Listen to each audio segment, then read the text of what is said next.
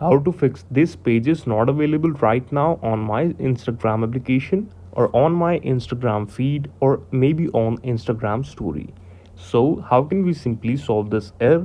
Hey guys, welcome back to the channel again, and just watch this video till the end so you can solve this issue and just make the page visible for you on your Instagram profile. For this, we just need to check three things because this type of error only occurs whenever we are facing any type of network issue, any type of server issue, or third is any type of software or processing issue. So, to solve this, firstly make sure that you're connected with a better Wi-Fi network just like me. I'm with a full network connection right now. Second thing is simply swipe your phone like this and switch on the flight mode present here.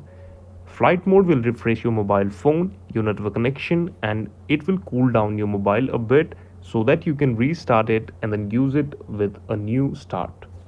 Third thing is simply restart your mobile phone after tapping on the volume up button and the power button on the right of the screen, and just restart your mobile phone and then try to restart the game or Instagram application here also. You can also delete this and then just reinstall it to solve this error.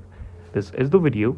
Thank you so much for watching it. Please subscribe the channel for watching more technical videos, updates and reviews like this.